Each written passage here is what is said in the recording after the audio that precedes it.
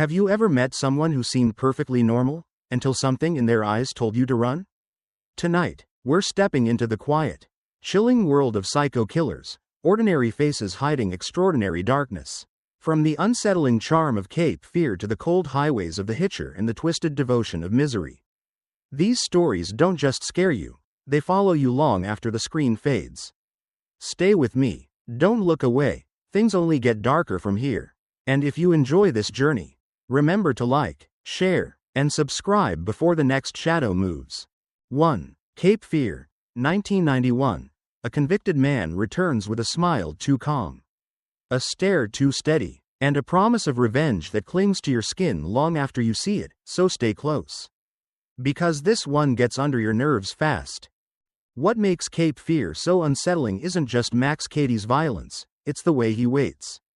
Watching like a storm you can feel before you see it. Imagine someone who knows every detail of your past, every weak spot, every fear you try to hide, and then imagine he steps right back into your life after 14 years in prison, whispering that he remembers all of it. Doesn't that idea alone make you glance over your shoulder? That's the grip this film has from the very first moment. Cady doesn't attack with brute force at first, he toys with his prey, circling them the way a predator circles a wounded animal. The Bowden family becomes trapped in a psychological maze, not knowing when he'll strike, just knowing he will. And here's what makes it even more disturbing, he believes he's right. He thinks he's bringing justice. Have you ever met someone who could twist their own cruelty into righteousness? That kind of mindset is scarier than any monster with fangs or claws. Because it exists in real life, walking among us. As Cady creeps closer, the film peels back the layers of fear inside each character. The father's guilt, the daughter's vulnerability, the mother's growing panic. And Cady? He feeds off every crack he finds. There's a moment, if you've seen the film, you know exactly which one, where his calm, eerie smile tells you he's already won long before the actual violence begins. That's the moment many viewers say gave them chills. What about you? Did one of his scenes leave a mark on you? The beauty of Cape Fear, if beauty is the right word, is how it makes you feel the pressure building. Every scene feels like a breath held too long. Every conversation like it's hiding a blade between the lines. And when the calm finally breaks, the chaos comes fast, loud, and merciless. By then you're not watching a movie anymore, you're trapped with the Bowdens, wishing someone would wake you from the nightmare. So tell me, do you think Max Cady is one of the most terrifying psycho killers ever put on screen? Or is there another film villain who crawled deeper under your skin? I'd love to hear your thoughts. Drop your opinion in the comments. And if this story pulled you in, make sure to like, share, and subscribe so you don't miss the next descent into darkness. 2. The Hitcher, 1986. A lone traveler picks up a quiet stranger on an empty highway, and discovers too late that he has invited pure, smiling madness into the passenger seat, so buckle up, because this one gets dark fast. There's something deeply unsettling about being alone on the road, isn't there? Endless pavement, no witnesses, no escape if something goes wrong. Now imagine driving through that silence when you spot someone hitchhiking, someone who looks harmless, almost gentle, but the moment he steps inside your car, the air changes. That's the moment the Hitcher sinks its claws into you. The film understands a simple truth. Danger doesn't always crash into your life. Sometimes it quietly opens the door and sits beside you. What makes John Ryder so terrifying is how calm he is. No screaming, no dramatic threats, just a quiet, eerie certainty, like he already knows how everything will end. Ryder plays with fear the way a cat plays with a trapped mouse. Nudging, circling, letting panic grow until it becomes unbearable. Have you ever met someone who smiled at you in a way that felt wrong, even though you couldn't explain why? That's the energy he brings. A presence that makes your heartbeat stutter even when he hasn't done anything yet. As the story unfolds, the film becomes less about physical danger and more about psychological suffocation. Ryder doesn't just want to kill, he wants to break your mind, tear apart your sense of safety, make you question your own choices. Why did you stop for him? Why didn't you trust your instinct? Why do you keep running even when you know he'll find you? These questions stick with you long after the credits roll. And maybe that's what makes this film so unforgettable. It plays on the fear that you might make one tiny mistake that ruins everything. There's a haunting moment. Viewers always talk about it. When Ryder looks into the protagonist's eyes and delivers a line so soft, so casual, that it feels colder than any scream. It's in that moment you realize he doesn't want a chase. He wants a connection. A twisted bond only he understands. And that's the scariest part.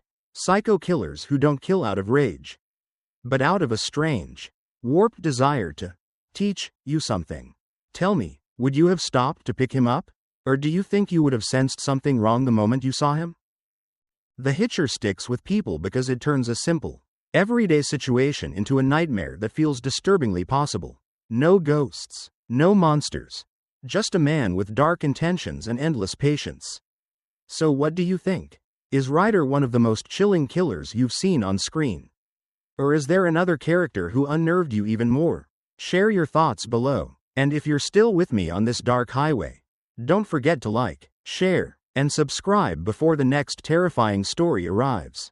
3. Badlands, 1973. A restless young man pulls a teenage girl into a quiet, dreamlike road trip, one that slowly transforms into a trail of death, danger, and whispered promises you're not sure he even believes himself, so stay close.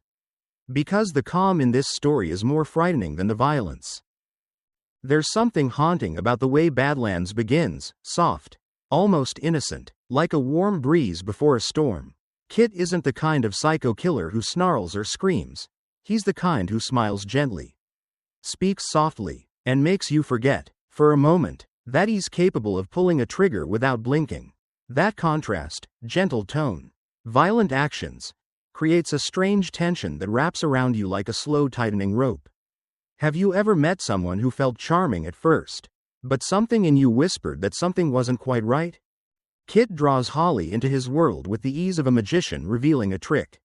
She follows him not because she understands him, but because his detachment, his confidence, his strangely poetic view of the world, almost hypnotic, pulls her deeper. And here's the unsettling part. He never forces her. She goes willingly, step by step, until the line between innocence and complicity becomes murky, uncomfortable, and deeply tragic. It makes you wonder, how much of our choices come from curiosity? And how much from fear of being left behind? As they travel across the American Midwest, the landscape becomes its own character, wide, empty, and eerily quiet. Violence erupts not with chaos, but with a kind of calm finality, as if Kit sees it not as brutality but as part of the script he's already written for himself. That's what makes him frightening. He behaves like someone watching his own life from afar, as if he's performing for an invisible audience he wants to impress. Do you think killers like him are born detached, or do they become that way? Holly narrates the story with a dreamy, distant voice that only deepens the unease. She talks about their journey the way a child might describe a school trip. Even when the world around her burns, that disconnect, her innocence against Kit's coldness, creates a chilling emotional vacuum. You're not just watching their actions, you're watching their minds drift further from reality. And that's scarier than any jump scare or loud scream. When the film reaches its end, there's no explosive showdown, no dramatic breakdown. Instead, there's a strange, quiet surrender, almost peaceful, almost beautiful in a way that feels wrong to even acknowledge. And that's why Badlands lingers. It forces you to sit with moral discomfort, to question how easily charm can disguise danger. So tell me, did Badlands make you sympathize with its characters? Fear them, or something in between? I'm curious how you interpreted their strange journey. Drop your thoughts below, and if this story pulled you in, remember to like, share, and subscribe for more chilling explorations.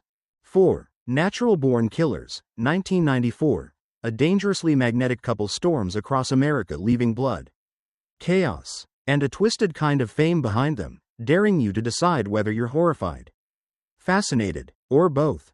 There's something disturbingly seductive about the way natural-born killers pulls you in.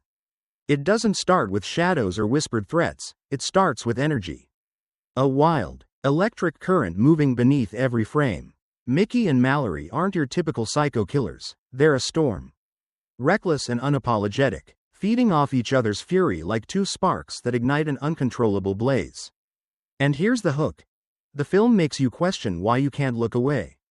Have you ever found yourself drawn to something you know you should fear? What makes their story so chilling isn't just the violence, it's the romance twisted around it. The way they laugh, flirt, and dance through destruction like it's their private language. Their love is intoxicating and poisonous. The kind that devours anything in its path.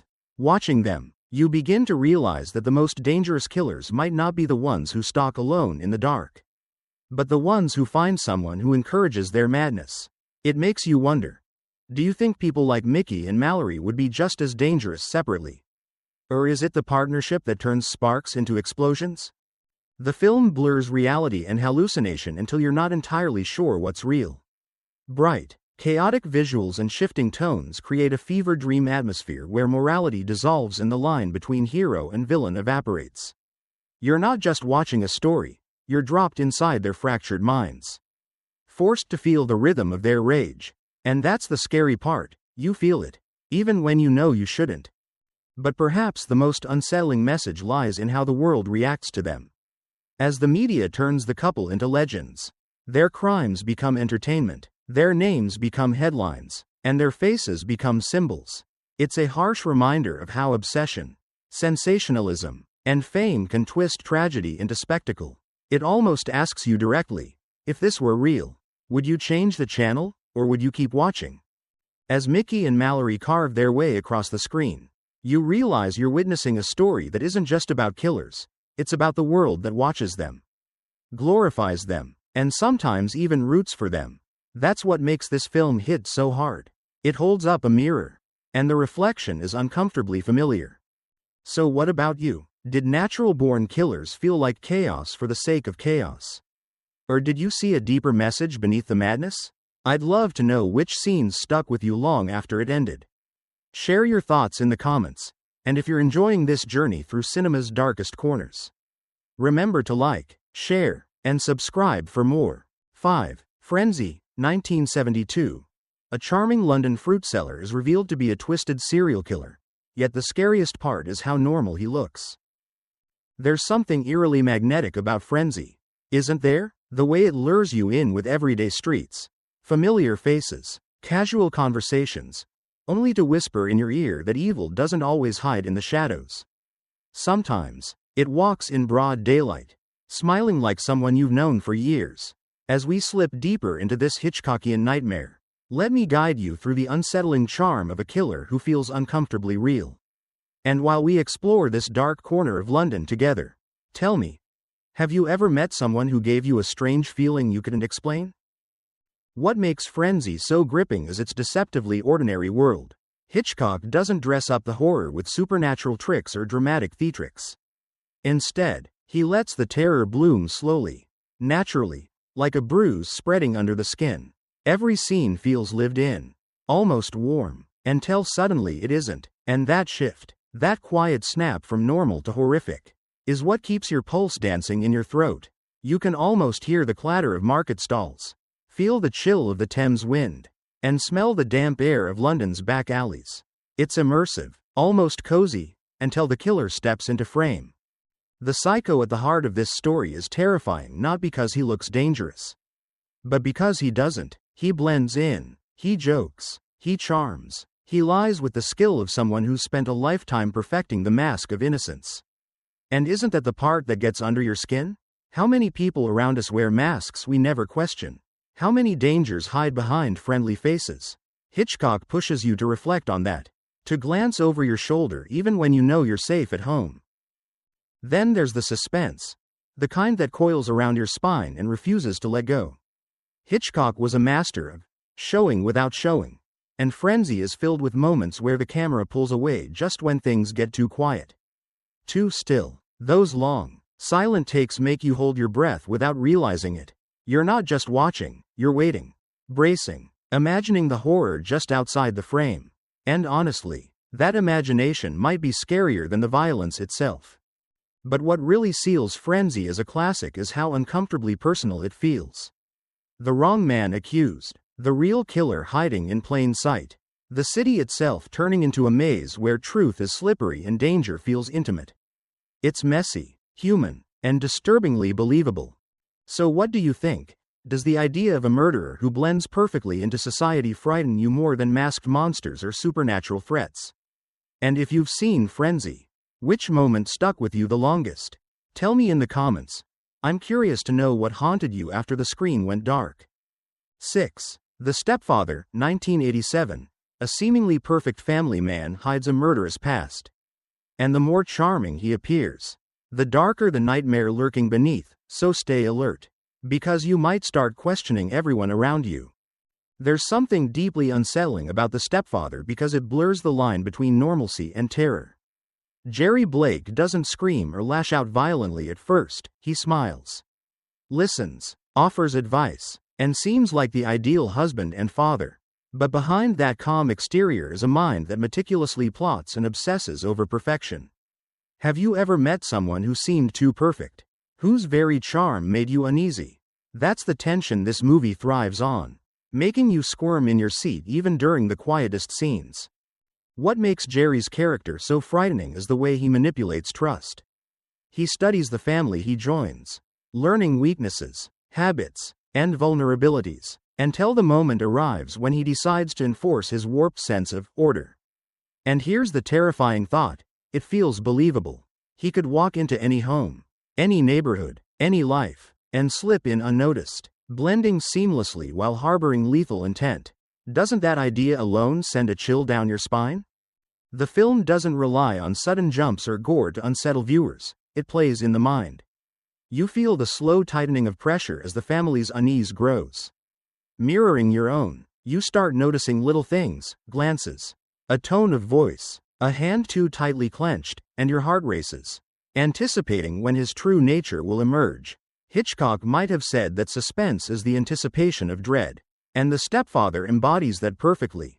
Have you ever caught a tiny detail in real life that made you question someone's intentions? That's the kind of psychological mirror the movie holds up. One of the most gripping sequences is when the family begins piecing together Jerry's past. The realization that someone they trusted could harbor such darkness is horrifying because it feels possible. The tension crescendos as Jerry senses discovery and the narrative tightens like a noose. It's a cat-and-mouse game played in the confines of a suburban home, showing that terror can exist behind white picket fences and familiar smiles. By the end, the film leaves you reflecting on trust, appearances, and the hidden darkness that could lurk in ordinary lives. You're left asking, could you recognize a monster in disguise before it's too late? Would you notice the cracks in their charm? Drop your thoughts in the comments. Do you think Jerry is the ultimate psycho killer of suburban horror? And if you're intrigued, hit like, share, and subscribe so you can stay on this journey through cinema's darkest minds. 7. 1 Hour Photo, 2002. A lonely photo lab technician becomes obsessively attached to a seemingly perfect family. What starts as quiet fascination slowly twists into something chillingly dangerous. And you can't look away. There's a strange unease in 1 Hour Photo that creeps under your skin from the very first frame. Seymour, Cy Parrish isn't the typical psycho killer. He doesn't break into homes with a weapon or stalk his victims in the shadows. Instead, he lingers behind the counter, quietly watching, meticulously cataloging, and internalizing the lives of the people he envies. Have you ever felt someone was observing you more closely than you realized? That's the discomfort the film plants in your mind. It's subtle, but it grows like ivy, wrapping around your thoughts until it won't let go. Cy's world is small, controlled, and perfectly organized. Every photograph, every memory, filed and preserved. But inside, his obsession festers. He believes he's protecting the family from harm, preserving their perfect image, and in that twisted mind, his actions are justified. And here's the haunting part. The way the film makes you empathize with him just enough to understand his loneliness. Before revealing the darkness underneath, have you ever met someone whose obsession seemed harmless at first, only to realize it had dangerous potential? That tension is what makes this story unforgettable. The beauty of 1 Hour Photo lies in its quiet terror. Robin Williams gives a performance that lingers. You can see the conflict in his eyes, the yearning for connection, and the subtle descent into moral decay. The film doesn't rely on gore or loud shocks, instead, it immerses you in the mind of someone who feels invisible to the world, yet has the power to impact lives profoundly. Each moment of quiet observation, each glance at the family photos, builds a sense of intimacy that is both relatable and horrifying. You start questioning, what would I do if I realized someone was watching my life this closely? As the tension rises, Sai's obsession escalates, and the once benign keeper of memories becomes a threat lurking just out of reach. The ordinary becomes ominous. The family's smiles in photographs are no longer comforting but haunting. Symbols of a normal life that Sai cannot possess. And that's the brilliance of the film. It shows that horror doesn't always scream. Sometimes, it whispers, and the whispers feel closer than you want. So tell me, did 1 hour photo make you fear quiet obsessions more than violent acts? Could you imagine someone watching your life unfold silently, with no one noticing? Share your thoughts in the comments, and if this psychological descent drew you in, don't forget to like, share, and subscribe to stay connected to more chilling journeys like this one. 8. The Fan, 1996. A famous baseball player becomes the obsession of a devoted fan whose admiration spirals into a deadly, uncontrollable fixation, so buckle up, because the line between love and terror has never felt so thin. There's a tension in the fan that latches onto you immediately, twisting ordinary adoration into something suffocating. Gil Renard isn't your everyday psycho killer. His danger doesn't announce itself with dramatic flair. Instead, it simmers quietly, lurking behind heartfelt letters, thoughtful gifts, and relentless attention. Have you ever felt admiration or obsession blur the line between care and control? That's exactly the uncomfortable space this film traps you in, making you question how easily affection can become a weapon. What makes Gil terrifying isn't just his persistence, but the intensity of his obsession. He believes that by inserting himself into the life of the object of his devotion, he is justified, he is necessary. The way he studies every movement, every schedule, every social nuance, transforms normal life into a tense chess game, with the unsuspecting player completely unaware of the stakes. Doesn't that idea make you glance over your shoulder, even in safe spaces? That's the unsettling brilliance of the film. It places horror in places you trust, reminding us that danger can masquerade as passion. The story escalates as Gil's fixation grows uncontrollable. His letters turn into threats, his presence into surveillance, and his attempts to protect his idol morph into acts of aggression. Every scene pulses with a quiet dread, a phone call that shouldn't have been answered, a glance that doesn't feel right, a moment that feels just a second too long, and Hitchcock-like in its suspenseful pacing. The Fan teaches us that the terror isn't in sudden shocks but in the unbearable anticipation. Have you ever caught yourself worrying about someone's intentions, sensing a wrongness you can't quite articulate? That's exactly the kind of tension this film masters. Yet, amidst the suspense and fear, there's a fascinating exploration of human psychology. The film questions fame, adoration, and the dangerous potential of unchecked obsession. Gil's character forces you to reflect. How easily can admiration become destructive? How many of us are blind to the obsessive tendencies around us? And perhaps most chilling, how many boundaries can obsession cross before it becomes irreversible? By the climax, the danger that once seemed distant now feels immediate, pressing, and deeply personal. Every interaction, every gesture carries the weight of uncertainty, making even mundane moments charged with fear. The film lingers long after it ends, reminding us that horror often comes from people who seem entirely ordinary. So, what do you think?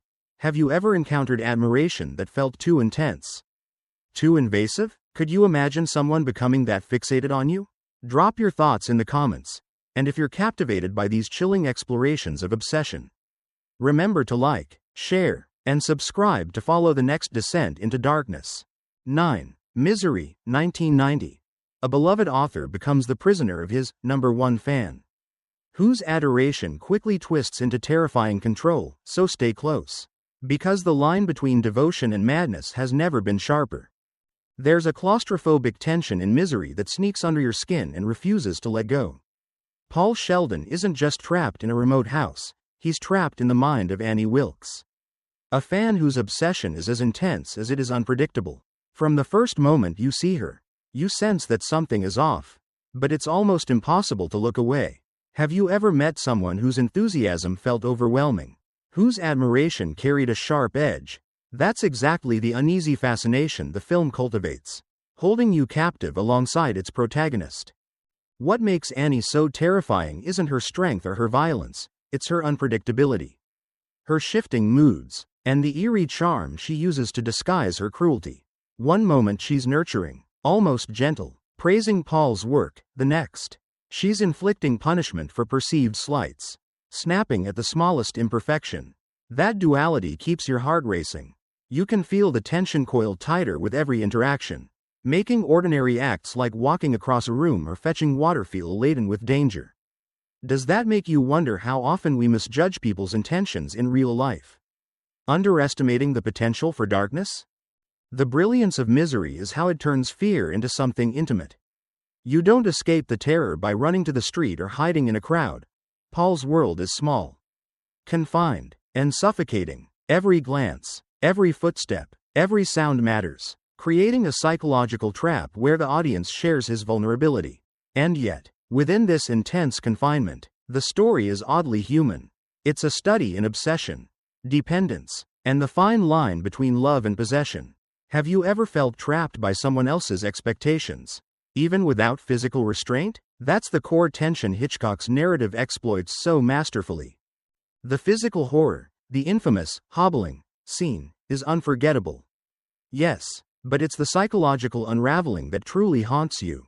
Annie's devotion is absolute, and her capacity for violence is interwoven with a perverse sense of care.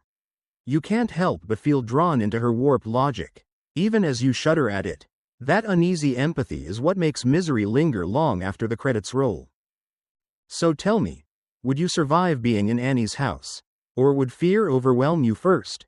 Have you ever encountered someone whose affection felt more like imprisonment? Share your thoughts in the comments. And if you're captivated by this chilling dive into obsession and terror, don't forget to like, share, and subscribe to continue exploring cinema's darkest minds. 10. Bloody Birthday, 1981, on a seemingly ordinary birthday. 3 children harbor a dark, violent secret, and what begins as childhood mischief quickly spirals into shocking terror, so stay with me. Because innocence has never been this twisted. There's an unsettling charm to Bloody Birthday, one that creeps into your mind quietly at first. Watching children smile, play, and interact in normal, everyday ways should feel comforting, but here, that innocence masks something deeply disturbing. Have you ever looked at a child and wondered what hidden thoughts might lie behind those wide eyes? That's exactly the tension the film cultivates, turning something familiar into a source of unease. The true horror lies in the juxtaposition of innocence and cruelty. These children aren't monsters in the traditional sense, they don't wear masks. They don't lurk in shadows. Instead, their actions are calculated, chillingly detached, and utterly unpredictable. That unpredictability keeps you on edge, as you're never sure when normal behavior will slip into violence. Isn't it unnerving to think that pure evil can exist in the most unexpected forms, hidden behind seemingly harmless faces? As the story unfolds, the film explores how environment, choice, and instinct collide in disturbing ways. You feel the creeping dread not just from their acts, but from the way the world around them remains oblivious, allowing tragedy to simmer and grow. Each scene challenges your assumptions. Can someone so young harbor such darkness? Can we ever truly know what lurks behind another person's eyes? These questions gnaw at you, long after a particular scene has ended, leaving an uncomfortable echo in your mind. What makes Bloody Birthday especially compelling is its psychological tension. It's not just about gore or shocking imagery, it's about the anticipation. The fear of what's next. Every small action, every fleeting glance, every casual smile is loaded with suspense. You're drawn into a moral labyrinth where innocence and danger intersect in unpredictable ways, forcing you to grapple with your own ideas of culpability, morality, and fear. By the climax, the children's detachment and the consequences of their actions culminate in a sense of hopelessness that lingers. The film doesn't offer neat resolutions or comfort, instead, it leaves you contemplating the nature of evil. and the terrifying reality that appearances can be deceiving. It's this lingering unease that makes Bloody Birthday a classic in psycho killer horror. So, I have to ask you, did the idea of children committing such acts make you more unsettled than adult killers? Could innocence ever truly mask such darkness in real life? Share your thoughts in the comments, and if this twisted journey held your attention, don't forget to like, share, and subscribe to continue exploring the darkest corners of cinematic terror. As we close the door on these 10 chilling tales, it's hard not to feel a shiver lingering from the twisted minds we've met, from Cape Fear's relentless menace to the haunting innocence in Bloody Birthday. Each story reminds us that terror often hides behind the familiar, waiting to catch us off guard. Which of these psycho killers haunted you the most? And why? I'd love to hear your thoughts. If your heart is still racing and you crave more journeys into darkness, make sure to like, share, and subscribe. There are always more shadows waiting to be explored.